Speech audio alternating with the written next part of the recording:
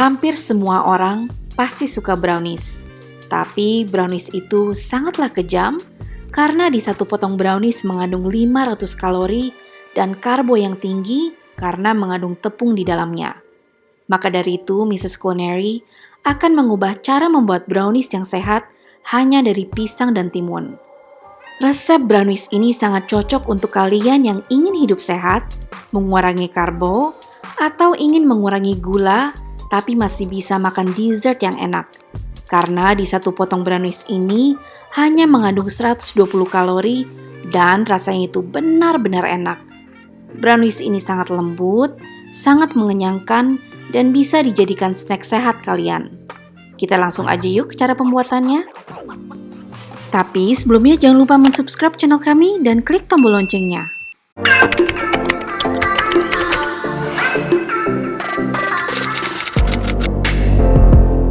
Bahan-bahan yang diperlukan adalah 125 gram atau 2 buah pisang ukuran kecil, setengah buah timun zucchini, atau kalau kalian gak ada, kalian bisa menggunakan wortel sekitar 200 gram, 60 gram atau 1 butir telur yang ukuran sedang, 60 ml madu atau maple syrup, 1 sendok teh pasta vanili, 160 gram tepung almond, atau kalian juga bisa menggunakan 125 gram havermut atau Quaker Oat, 40 gram bubuk coklat,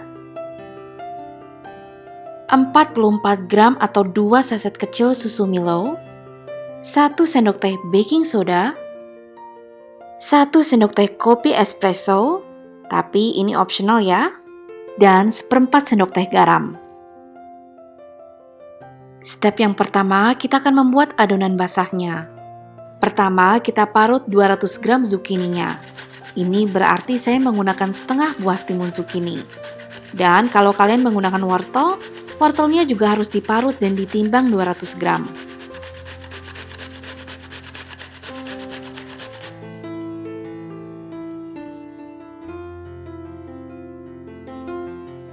Next, kita haluskan pisangnya dengan garpu. Ini saya menggunakan 2 pisang yang ukuran kecil sekitar 125 gram. Dan jika kalian menggunakan pisang yang ukuran besar, mungkin hanya memerlukan 1 buah pisang saja.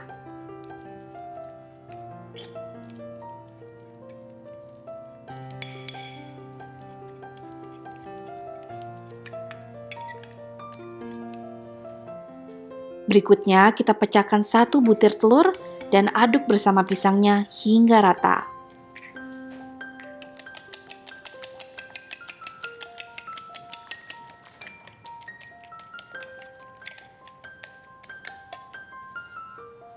Kemudian kita tambahkan pasta vanili, madu, dan juga timun zucchininya. Kita aduk hingga semua bahan tercampur dengan rata.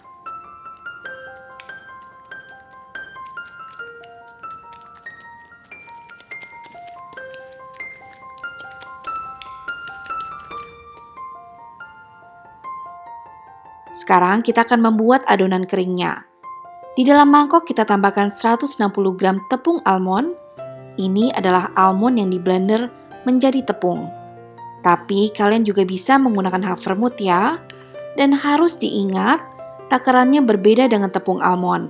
Kalau kalian menggunakan havermut, kalian membutuhkan 125 gram. Lalu tinggal di blender hingga halus seperti ini. Oke, next kita tambahkan 2 saset Milo yang masing-masing saset ukurannya 22 gram. Kemudian kita tambahkan juga baking soda dan juga kopi. Kemudian kita tambahkan garamnya lalu kita aduk hingga rata.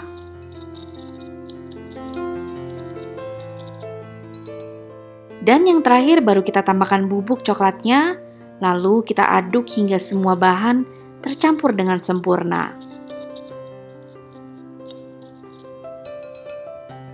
Setelah itu kita campurkan adonan timun zucchininya dan kita aduk hingga rata. Cukup menggunakan spatula ya, tidak memerlukan mixer untuk ini. Sangat-sangat simple.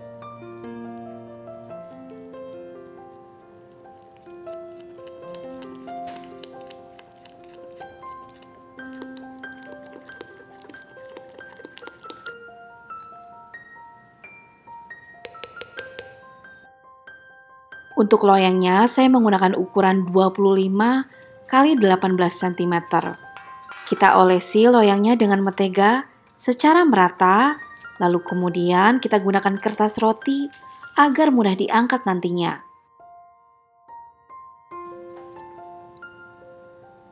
Berikutnya, kita tuangkan adonannya ke dalam loyang dan ratakan dengan menggunakan spatula.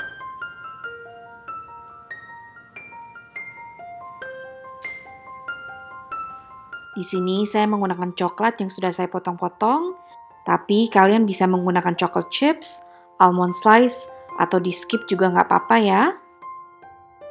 Kemudian kita panggang di dalam oven selama 35 menit di dalam suhu 180 derajat Celcius.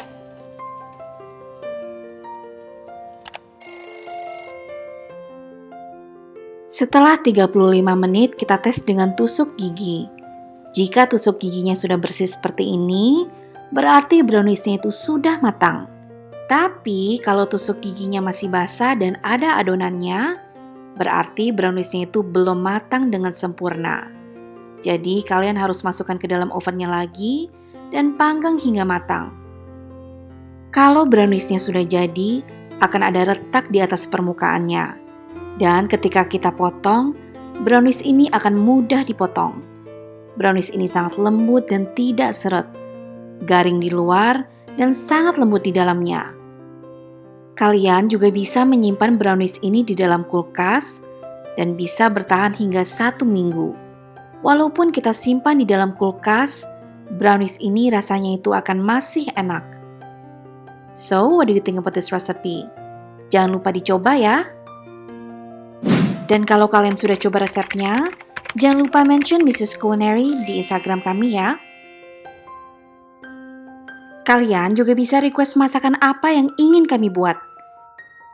Jika kalian menyukai resep ini, klik tombol like, subscribe, dan klik tombol lonceng di channel Mrs. Culinary. Kunjungi juga website kami di www.mrsculinary.com. Thank you so much for watching and until next time, bye!